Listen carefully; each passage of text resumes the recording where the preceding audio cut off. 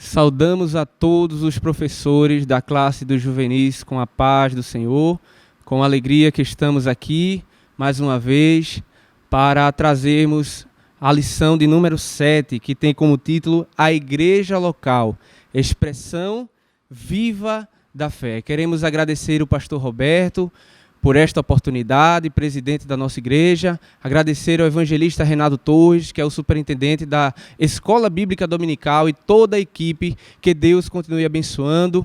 E vamos assim tratar desse assunto que é muito pertinente, muito importante para a nossa vida prática como igreja local, e identificar a nossa expressão de fé como respaldo da nossa santificação e da nossa vida de comunhão com Deus. A nossa lição tem 3 objetivos principais, você pode acompanhar aí, que é o que nós precisamos e o que os senhores precisam repassar para os alunos, evidenciar que a igreja é um lugar de perseverança, declarar que a igreja é um lugar de comunhão com os irmãos, refletir sobre a posição do crente como servo de Deus. Então vemos aí a fé respaldada como um tripé. Ela tem o seu viés na perseverança do crente, na comunhão do crente com Deus e com seus irmãos e no serviço cristão, na mordomia cristã. A leitura está em Atos capítulo 2, eu convido você a ler e a meditar conosco. Atos capítulo 2, a partir do versículo 42, diz assim: E perseveravam na doutrina dos apóstolos, na comunhão e no partir do pão, e nas orações. Em cada alma havia temor, e muitas maravilhas e sinais se faziam pelos apóstolos. Todos os que criam estavam juntos e tinham tudo em comum. Vendiam suas propriedades e fazendas e repartiam com todos, segundo cada um tinha necessidade. E perseverando unânimes todos os dias no templo e partindo o pão em casa, comiam juntos com alegria e singeleza de coração, louvando a Deus e caindo na graça de todo o povo. E todos os dias acrescentava o Senhor à igreja aqueles que se haviam de salvar. Amém? Texto maravilhoso que nos trata aqui a Bíblia, para apresentar a fé como um todo na vida prática da igreja.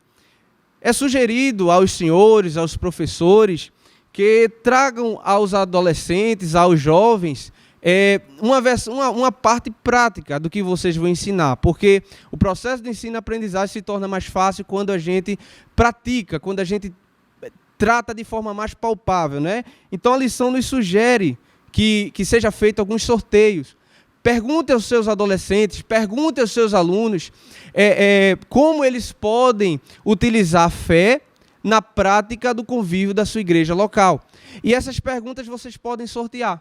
Pergunta a um adolescente, coloca no envelope, coloca numa caixa, sorteia, distribui para outros adolescentes e eles vão respondendo entre si. Vocês também podem trazer uma dinâmica diferente. Podem trazer chocolate, podem trazer doce, alguma coisa para a sua sala.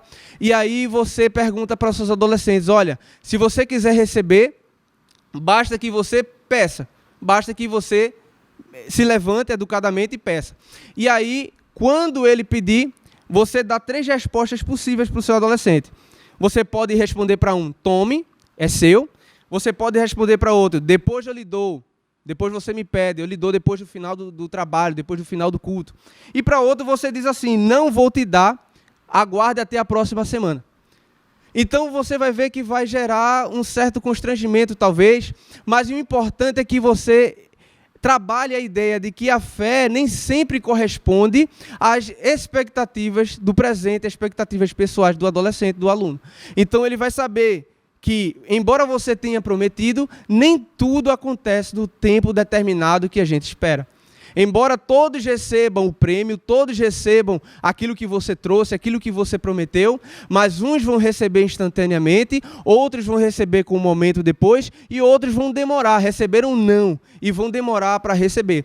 E isso você vai aproveitar, traga aos seus adolescentes para ensinar a importância da comunhão, porque uns vão receber instantaneamente e outros não. Então, mas eles vão ter que aprender a viver em comunhão com isso. A aprender a fé, a perseverar na fé, não desistir por causa do tempo, não desistir por causa da demora, mas perseverar crendo na promessa, crendo naquele que prometeu e perseverar também no serviço, trabalhar entre eles para que todos estejam satisfeitos e alcancem a promessa. Amém? Então, são apenas algumas ideias de algumas dinâmicas, algumas coisas que vocês podem fazer para quebrar o gelo e providenciar assim, a inserção do tema. Amém? Vamos para o tópico 1 da nossa lição, que diz um lugar de perseverança. A igreja é um lugar de perseverança.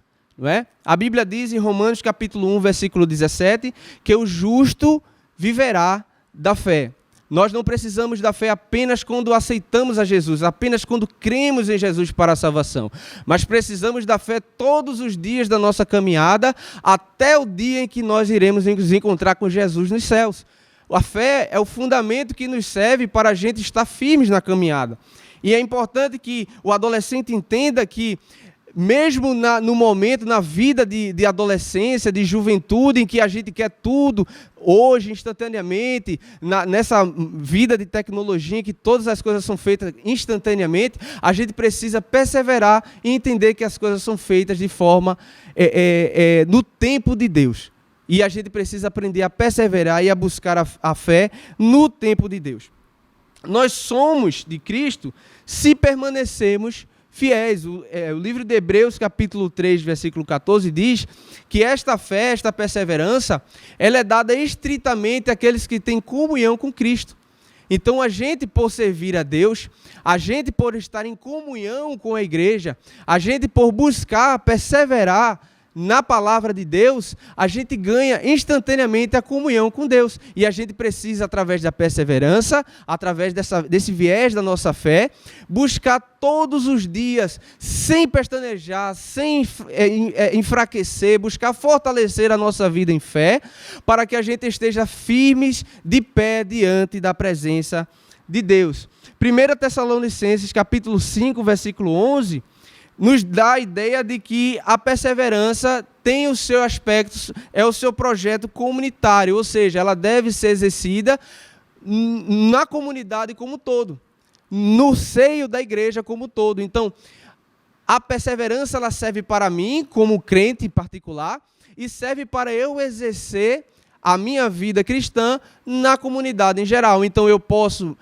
usar a perseverança para alcançar a promessa que Deus tem me feito, mas posso usar da perseverança para ajudar meu irmão que está fraco, para auxiliar aquele que não está com a fé tão forte. Então, Deus ele está aqui para lhe usar em todas as circunstâncias. Então, querido professor, neste primeiro tópico, levante uma ação, haja de acordo com perante seus adolescentes, questionando sobre com o que de bom eles conseguem através da perseverança. Questione sobre a vida pregressa deles, o que eles conseguiram através da perseverança, o que de bom eles conseguiram através da perseverança, e traga o conceito de que a perseverança é um projeto individual e comunitário. É importante que eles entendam que perseverar em Cristo traz benefícios para a vida particular, mas traz benefícios também para a vida comunitária como um todo. O tópico 2 vem nos trazer a seguinte lição: que a igreja local, como expressão viva de fé, é um local de comunhão. Então, a igreja, como já foi dito em algumas lições, promove comunhão entre nós. E a igreja somos nós. A igreja não é o templo. A igreja que Jesus diz, nós que devemos trazer a nossa comunhão, sou eu e é você, como corpo de Cristo. E a comunhão, como diz nossa lição, ela vem do termo grego koinonia, que significa compartilhamento e participação em algo. Então, para a gente ter comunhão, devemos participar. Para nós termos comunhão com a igreja, devemos participar da igreja. Para nós termos comunhão com Deus, devemos estar íntimos a Deus, participar em comunhão com Deus. Então, você pode ler aí 1 Coríntios, capítulo 5, versículo 19, Hebreus, capítulo 2, versículo 11, e Efésios, capítulo 4. eu recomendo que você leia o capítulo 4 inteiro de Efésios, mas o versículo 4 em específico, que diz respeito à nossa vida de comunhão com Deus, e que nós só podemos ter comunhão com Deus se nós estivermos inseridos no corpo de Cristo. Então não confunda o amor de Cristo na nossa vida, que deve ser exercido perante todos. Então nós devemos amar a todos, e através desse amor nós somos conhecidos como os discípulos de Cristo, mas a comunhão do corpo é apenas restrita para aquele que está no corpo de Cristo. Amém? Então, neste tópico, questione os seus alunos sobre a importância de se congregar. É importante que eles pertençam à igreja local, é importante que eles tenham amigos, gerem amigos nessa igreja local, para que a sua vida cristã se edifique. Então, tire todas as dúvidas acerca da importância de se ter uma igreja local e de se fidelizar a um corpo de igreja, um corpo de Cristo local. Por quê? Porque pode ser que alguns adolescentes questionem, mas por que eu preciso vir à igreja? Por que eu preciso frequentar uma igreja? Se aonde eu dobrar meus joelhos, Cristo me atende, Cristo me ouve. Então é importante que se saia dessa lição, que se saia dessa aula, com a convicção de que pertencer a uma igreja local é extremamente importante para a comunhão com os irmãos e a comunhão com Deus. Então enfatize que a igreja é local de comunhão, que esta só é possível pela comunhão com Deus e pela comunhão com os irmãos. Amém? E o tópico 3 da nossa lição vem trazer o lugar que a igreja é um lugar de serviço. Então, um aspecto do exercício da nossa fé é a igreja como um lugar de serviço. Então, nós não fomos chamados apenas para receber, não fomos chamados apenas para ter dons espirituais e não usá-los para o benefício da igreja. Então, tudo que Deus nos dá, todo dom que Deus nos capacita, toda chamada que Deus investe sobre nós, é para ser revertida para benefício da igreja. Então, nós somos chamados para o serviço. Filipenses capítulo 2, versículo 5 ao 7, a Bíblia diz que temos que ter em nós o mesmo sentimento que houve em Cristo Jesus. Que sentimento é esse? Jesus, ele tinha forma de Deus. Ele era Deus, mas ele não teve por usurpação ser igual a Deus. Ele antes se humilhou a si mesmo na forma de servo, para que nós pudéssemos receber a tão grande salvação que nós temos hoje. Então nós temos que ter esse mesmo sentimento. Sentimento de nos colocarmos, ainda que recebido um dom espiritual, nos colocarmos na condição de servo para servir a igreja. Então, se você tem um dom da palavra, se coloque na condição de servo para exercer esse dom em benefício do seu irmão, em benefício da igreja. Se você tem um dom de oração, ore, mas ore em benefício da igreja, não em proveito próprio apenas. Se você tem um dom da intercessão, interceda. Se você tem um dom da fé, use a fé para benefício e edificação da igreja. E a igreja será enriquecida. Então nós precisamos usar os dons para benefício da igreja, porque o bom servo se preocupa não só com seus próprios interesses. Filipenses capítulo 2, versículo 4. E nem todos vão ser vocacionados para o ministério. Nem todos vão ter vocações ministeriais, mas todos são chamados para o serviço. Não é porque eu não sou obreiro, não é porque eu sou chamado para o ministério, não é porque eu tenho uma função vocacional que eu não tenho nenhuma obrigação de servir, que eu não tenho nenhum chamado para servir. O chamado de serviço é para todos os irmãos, todos os crentes. Se você busca uma água e serve alguém com a água, se você carrega um banco, se você ora por alguém, você está exercendo o serviço, a mordomia cristã, e é para isso que nós temos e nós fomos chamados. Então passe para os seus alunos, porque enquanto adolescentes, muitas vezes alguns imaginam que por ser adolescentes não se tem responsabilidades na igreja, mas mesmo adolescentes chamados para o corpo de Cristo, temos responsabilidades de servir e de participar da igreja como um todo e servir ao corpo de Cristo. Amém? Então, como ação deste tópico, é recomendado que você questione os seus alunos sobre o seu papel no serviço cristão.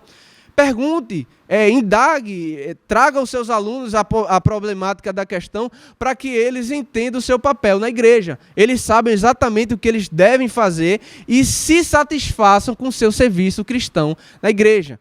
Amém? Então, deixem seus alunos inteirados sobre o seu papel fundamental como corpo de Cristo. Então, para finalizar, a lição cita alguns livros, alguns tópicos, e eu vou deixar aqui como referencial para que o professor possa se respaldar. Se quiser ler um pouquinho mais, você pode pesquisar o livro Cristianismo Equilibrado, de John Stott, que é citado no livro, na revista, e também o Livro dos Mártires e os Mártires do Coliseu. E isso vai trazer para você uma experiência de fé muito maior para você também trazer para os alunos. Recomende para os seus alunos, tragam para eles experiências de vida pessoal, experiência de vida de alguém que você conhece, de algum missionário, dos livros, da Bíblia principalmente, e eu tenho certeza que Deus vai abençoar a sua aula, que Deus vai estar presente com você e que através da sua aula muitos adolescentes vão conhecer mais sobre a vida prática na igreja e o exercício da fé cristã.